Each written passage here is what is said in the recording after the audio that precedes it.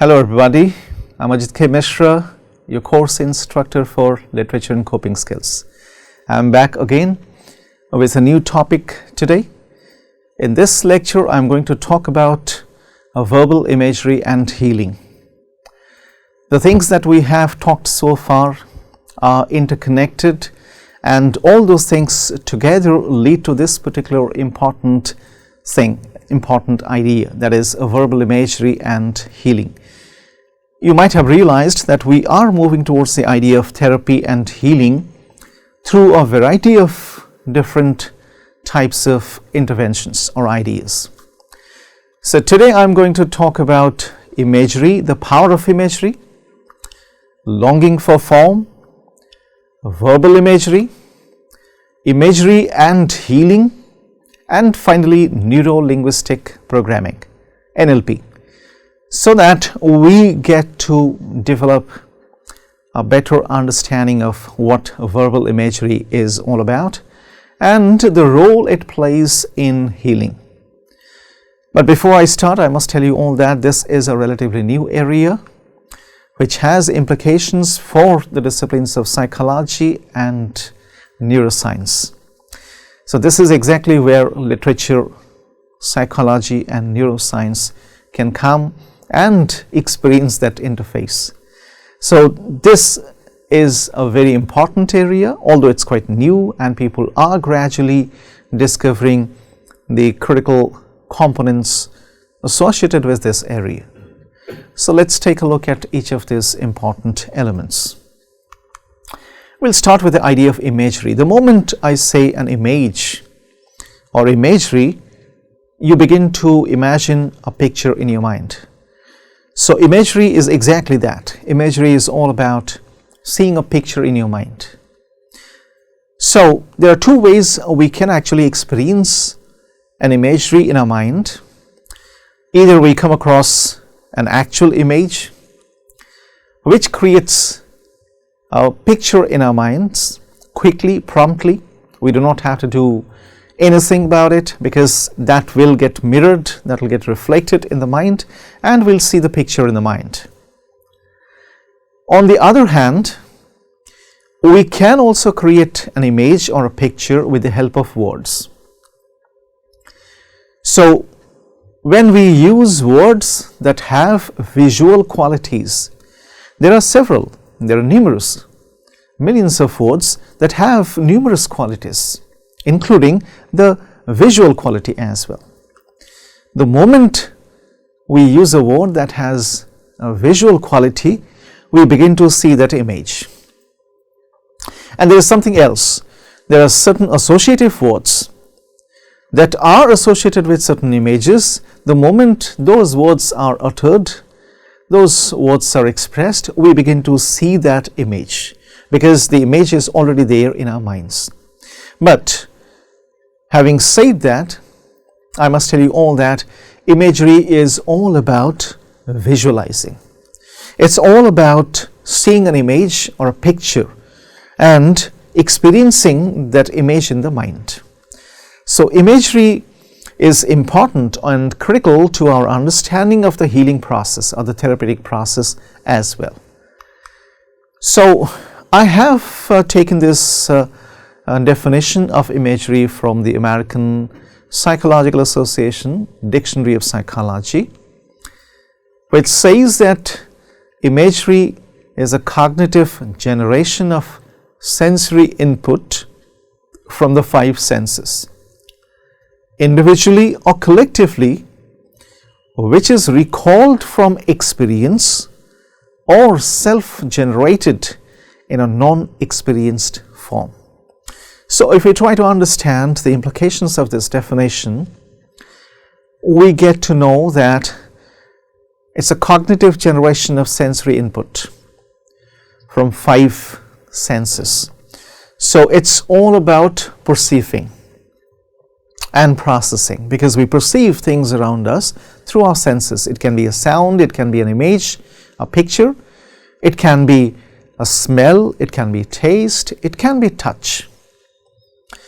We perceive things around us through our senses, and while we are doing so, it may be that we perceive the same thing through multiple senses. That means if we are watching a video, there is every possibility that we'll definitely perceive it through our sight and then through our ears as well. So the visual and the auditory aspects will be combined and the perception will happen around the same time. So when we perceive things around us, it may happen that we perceive those things either through just one sense or a combination of more than one sense. So it's all about perceiving things.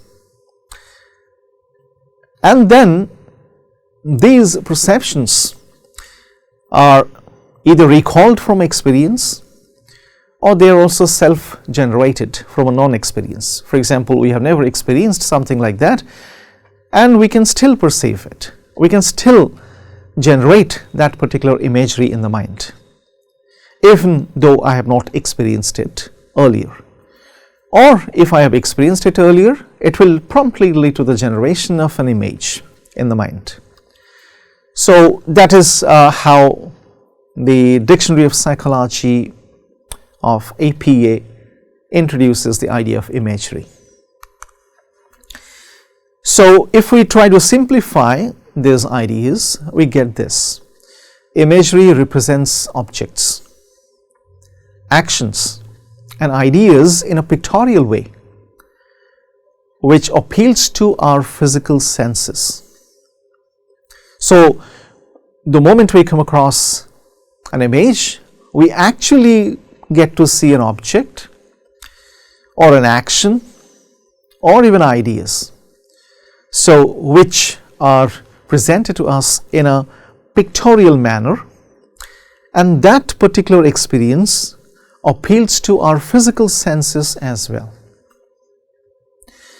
And then we can strongly suggest, or we can repeat what people have repeated over ages, the axiom, a picture is worth 1,000 words.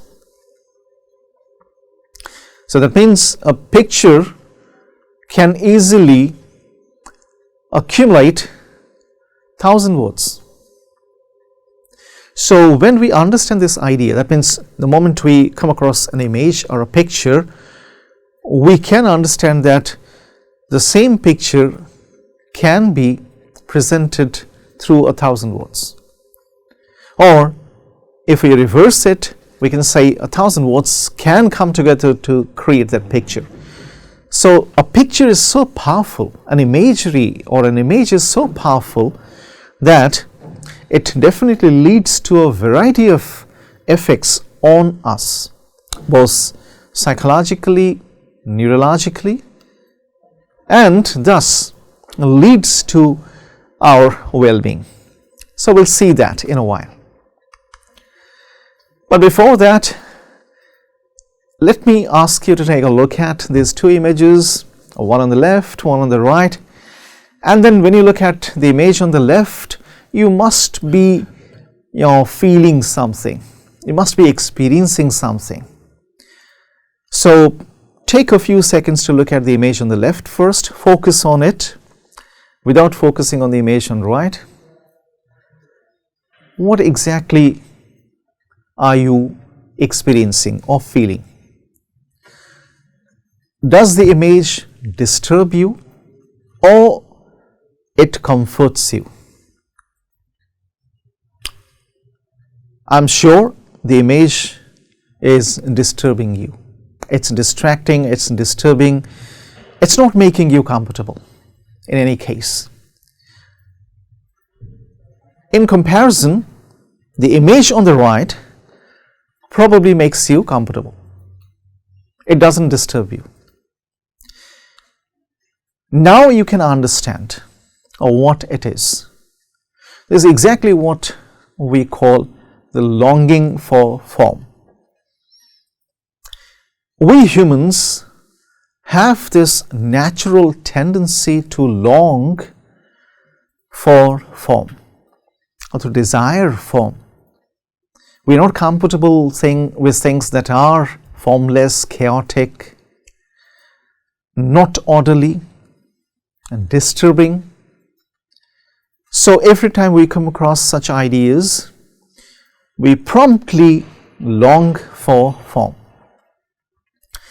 So this longing for form is an important human tendency, and that's exactly what drives us towards imagery, because images give us that much desired form. For example, when it comes to converting words into a picture, we may not be comfortable with those words because they're so scattered, and we'll find it absolutely difficult to connect those words in the same way as we connect the dots to create a complete image. So the words will definitely disturb us because they'll appear to be chaotic. We need to connect them so that we can create an image, a picture, and once we do so, we will feel relaxed, we'll feel comfortable. So the picture making process with the help of words is in fact a challenging process, which is very, very akin to this chaotic image. Once we use those unruly lines used in the chaotic image on the left to create something like the image on the right, which is very, very patterned and very, very soothing to the eyes, we will feel comfortable. So therefore, it's a human desire that ultimately drives us towards form. So we are not comfortable with chaos, we are comfortable with form, order.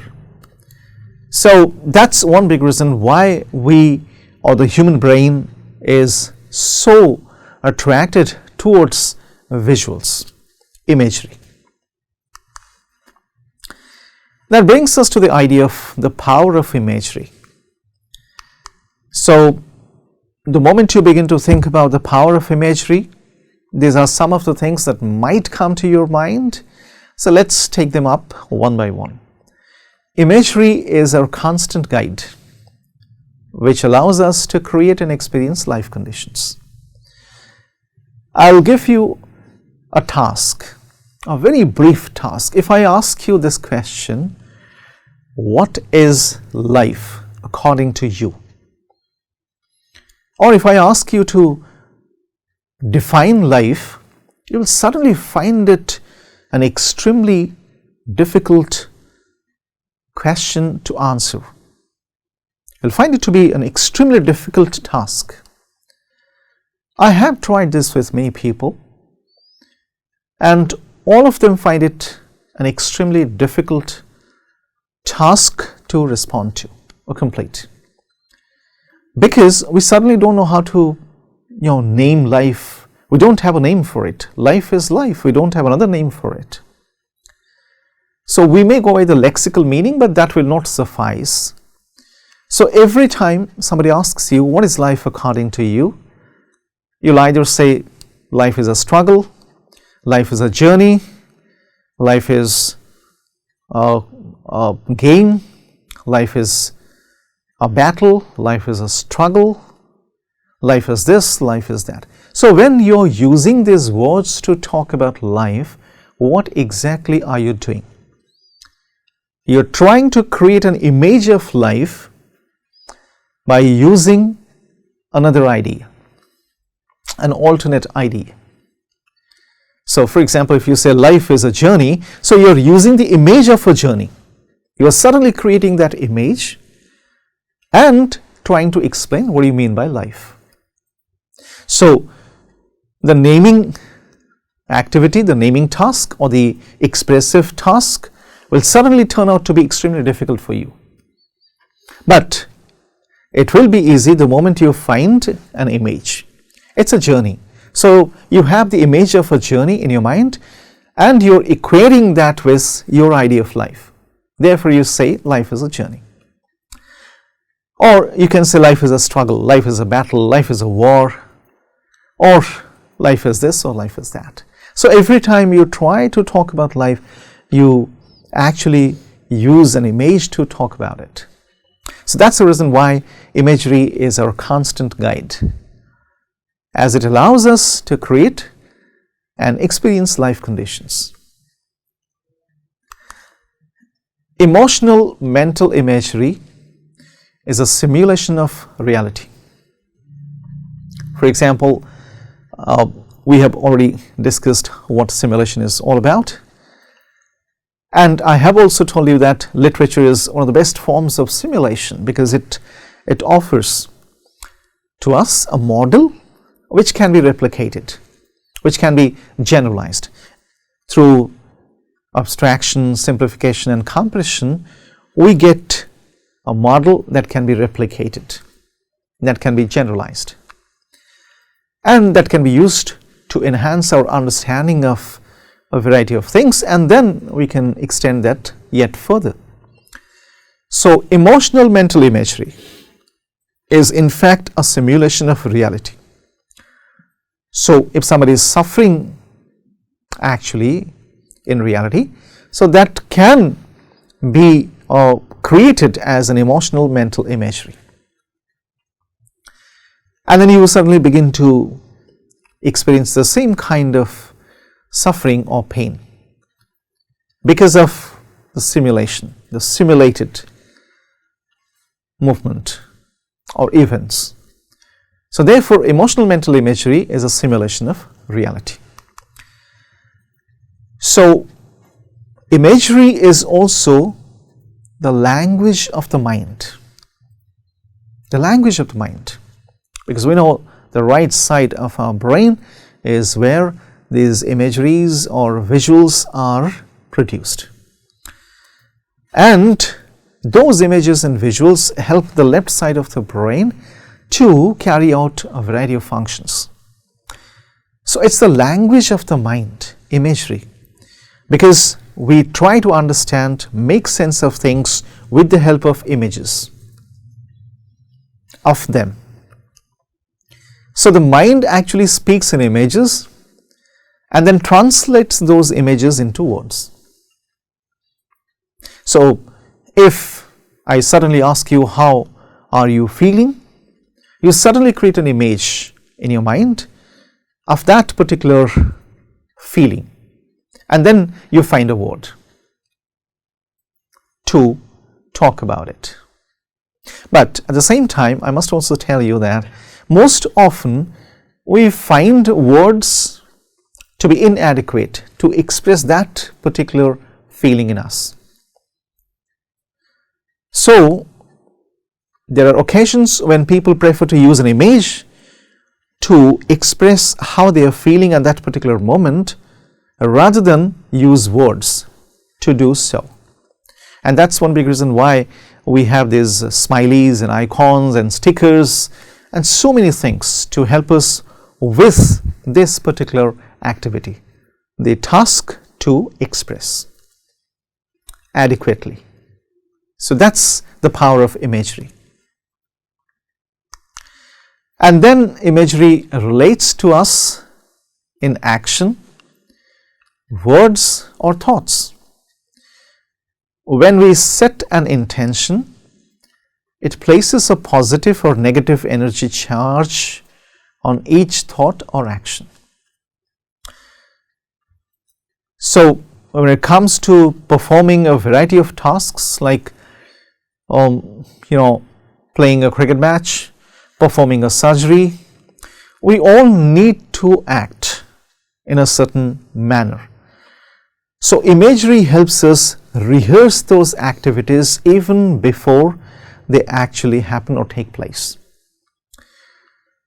So the right kind of imagery will place the right kind of energy, that is positive energy, on our thoughts or action.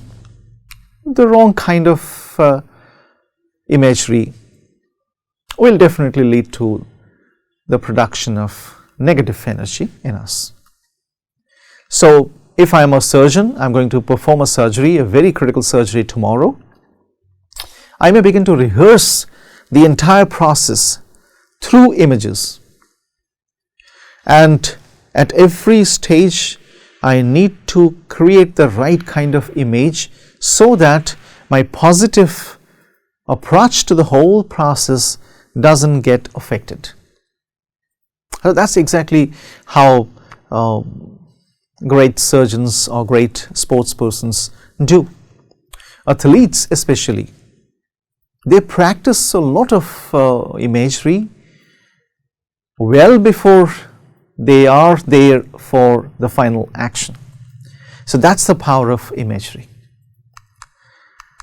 So to continue with the power of imagery, look at this particular thing, the signature phrase, I think I can, I think I can. So which actually occurred in the famous children's book, The Little Engine That Could, went on to become one of the most famous lines and went on to be associated with one of the most famous approaches. That's positive thinking. So that's exactly how we came to know about positive thinking. I think I can, I think I can.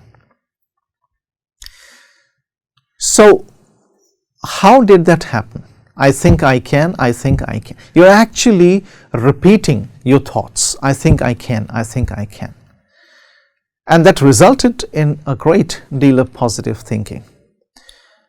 If we extend this idea, we get positive visualization, which I'm sure is far more powerful than positive thinking. So when we visualize specific scenarios, we can actually facilitate successful outcomes. I just talked about the surgeon's case or the athlete's case.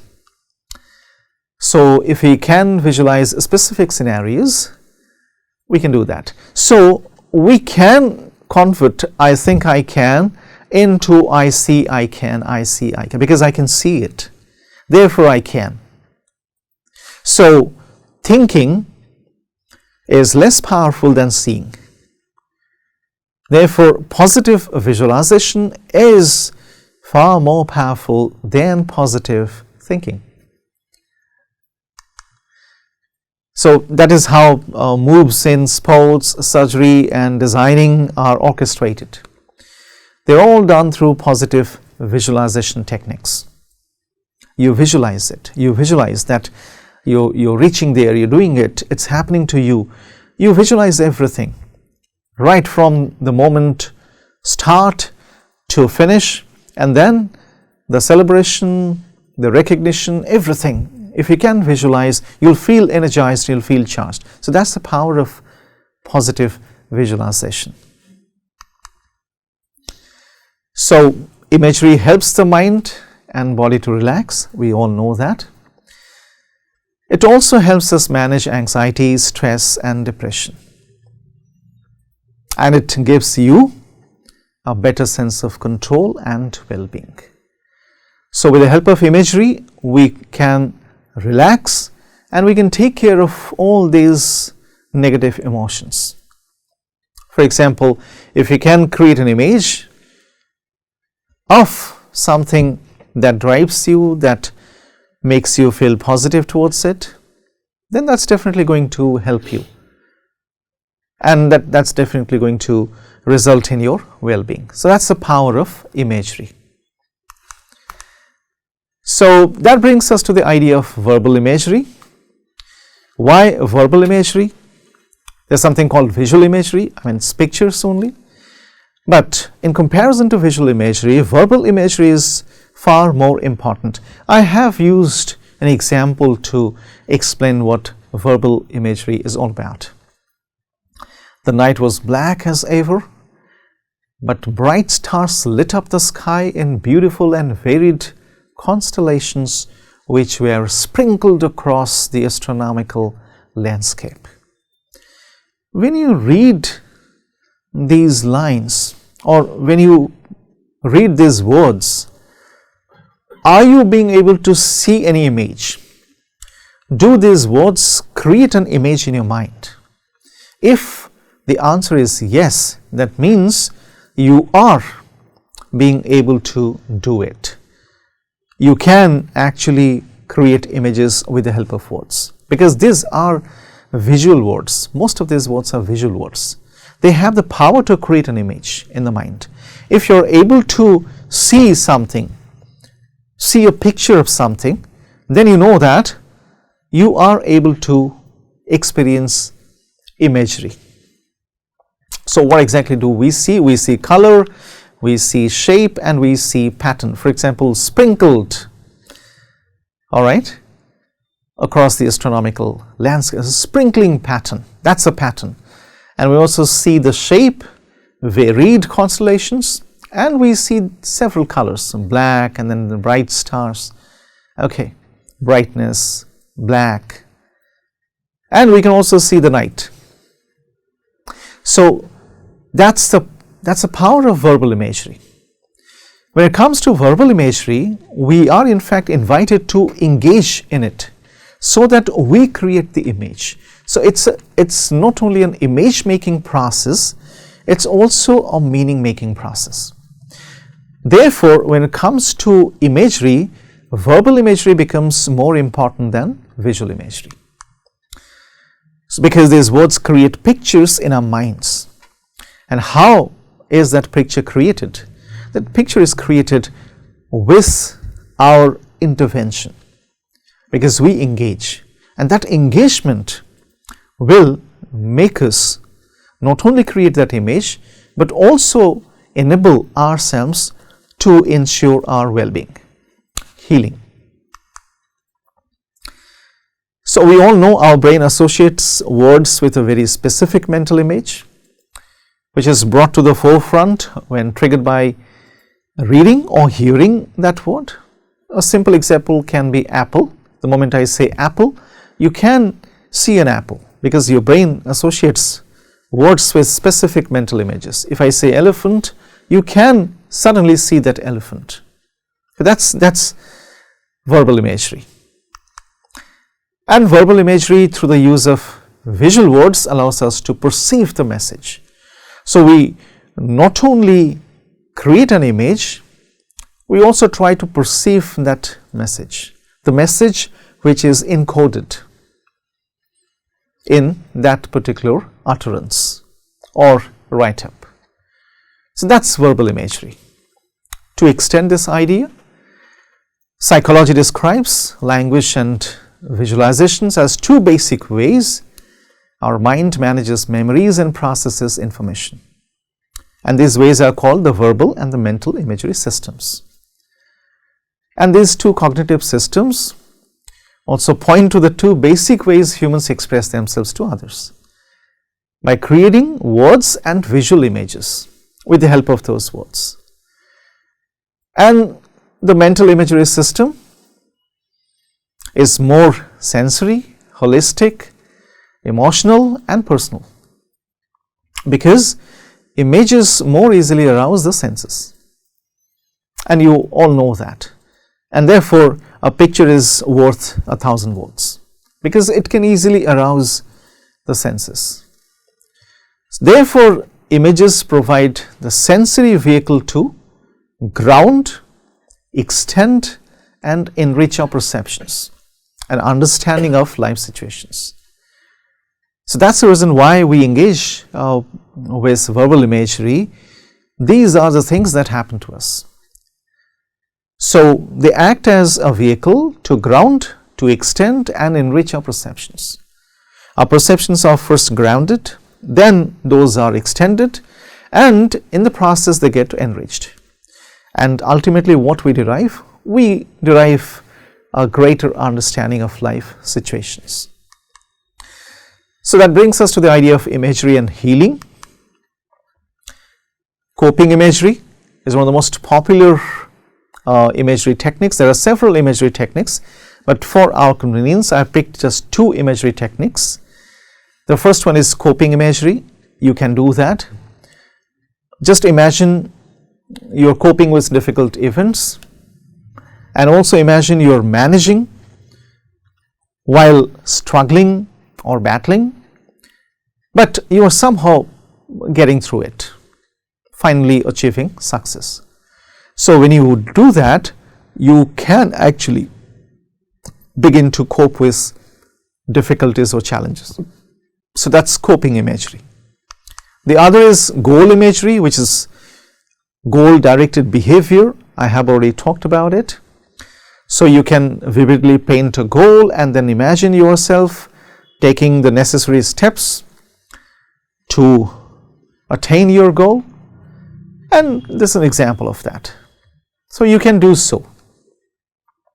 So if you want to learn playing piano, you can, imagine yourself achieving a certain level, and then you do a variety of things. If your goal is to perform a surgery successfully, then you can create necessary steps to attain that particular goal. So coping imagery and goal imagery are two very important and popularly used imagery techniques for healing. That brings us to the idea of neuro-linguistic programming, NLP. It was developed by John Grinder and Richard Bandler of the University of California.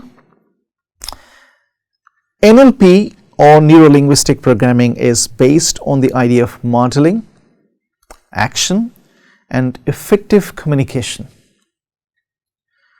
So if you remember, a piece of poetry is in fact an instance of modeling. We have already talked about it, how it actually presents a model, a simulated model, which encourages us to perform some action, and then it also encourages us to go for effective communication. Somebody is communicating something with us or something to us. All we need to do is to decipher that particular message and then get engaged with that message through our empathic approaches, and then try to extend it beyond that. So the belief is that if an individual can understand how another person accomplishes a task, the process may be copied and communicated to others, so they too can accomplish the task. For example, if you read a piece of poetry and you find a character who is struggling with a certain type of emotional challenge or existential challenge, you begin to walk along with that character to see how that character is in fact trying to overcome that particular issue or challenge. So once you get to know that that person has accomplished that particular task, that process may be copied and communicated to others as well. So that's the power of neuro-linguistic programming, which can be used in order to ensure our well-being. So that's the end of today's lecture. I'm sure you must have liked the things that I brought to the fore today. We are going to talk about these things in greater detail as we move on. In my next lecture, I'm going to talk about a few instances with the help of which I'll explain how a verbal imagery can actually lead to our well-being. So thank you for joining me.